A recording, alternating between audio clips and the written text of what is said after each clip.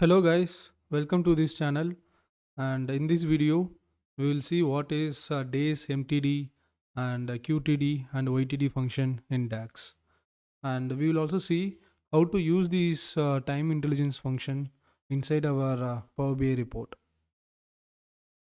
So to understand these three function, let us consider we are using an electronic store dataset, and for this dataset we have an business question that we need to find out the total revenue with respect to month to date and quarter to date for year 2025 versus 2024.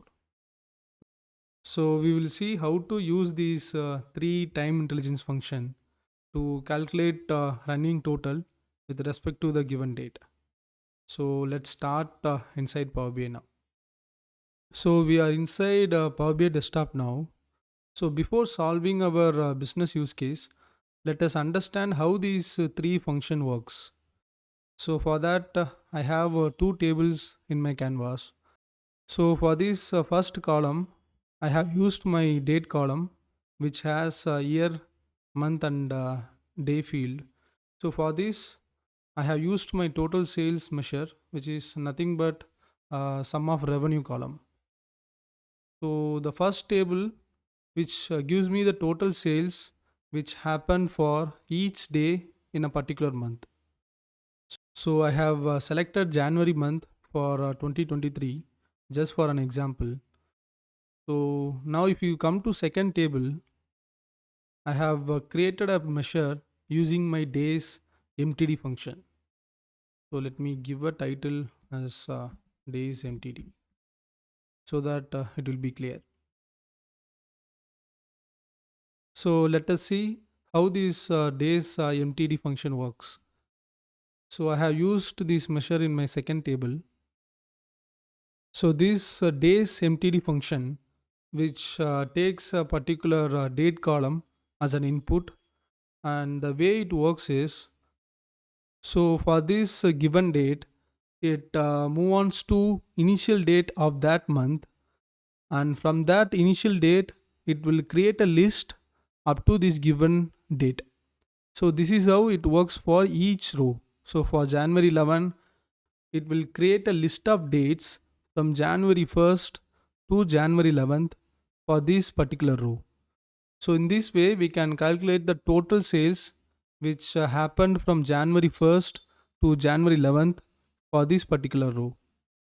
So in a similar manner, we can calculate the cumulative sales for each day. For example, for January 5, we can get the sales which happened from January 1st to 5. So this is how days MTD function works by giving the list of dates from that initial day of that month to the given date. So I hope you understood this days MTD function. So you can also check the difference between my first table and second table. So if you come to January 1st in my first table, we have 4201. And for January 3, the sales which happened on January 3 is 16K.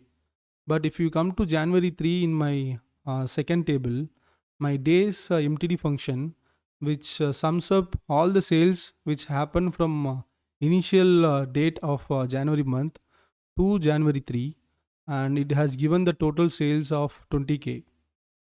So it just given these both dates as a table in this row, so that my total sales has been added up for January 1st and 3rd, and it has calculated for January 3.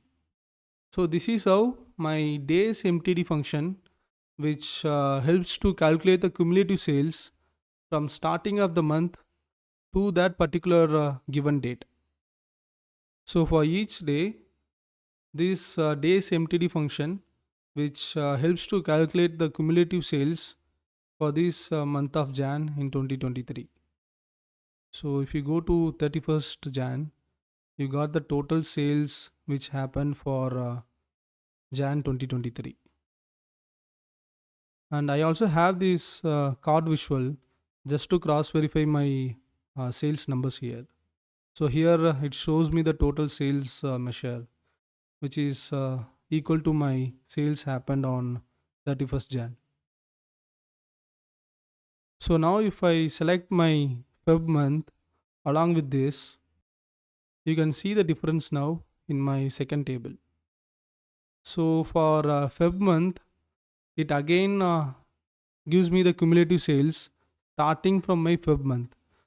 So if you see this Feb 2, we have same sales which happened on Feb 2. And if you come to Feb 3, you can see the difference.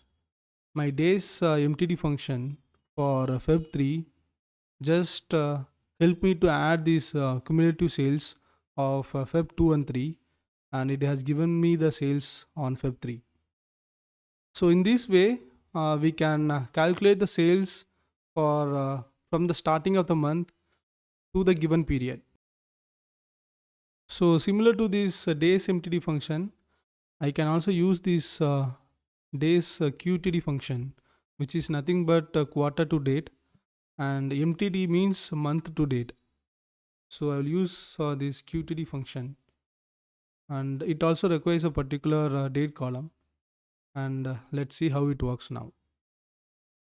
So now I have used my days QTD function, and it also does the same operation that for the given date it will move on to the initial date of that quarter, and from that date it will calculate the total sales. So for example, if you take this March month 2023, it will move on to initial date of this quarter, which means if you take this March month, the initial date of this quarter is January 1st. So from January 1st, it will calculate the total sales up to March, and it will give me the total sales here. So similarly, for April or May, it comes under quarter 2, and for May, it will calculate from the initial date of quarter 2, which is from April, and it will calculate the total sales of these 2 months, and it will give me the cumulative sales in the month of May. So similarly, for each given date in the filter context, it will move on to the initial date of that particular quarter, and it will give me the cumulative sales up to that given date. So this is how we can use this days QTD function to calculate the cumulative sales with respect to quarter level. So now let's move on to days YTD function. So let us rewrite my measure here. I will use YTD function here. So this also takes a particular date column as an input, and I will change my title also. So similar to days MTD and QTD, this function also will help me to generate the list of dates from the initial date of the year. So let me give an example now. So now I have used this days YTD function in my second table, and in the slicer I have selected both 2023 and 2024. And if you see my second table, for each given date in the filter context, so let me sort it by year.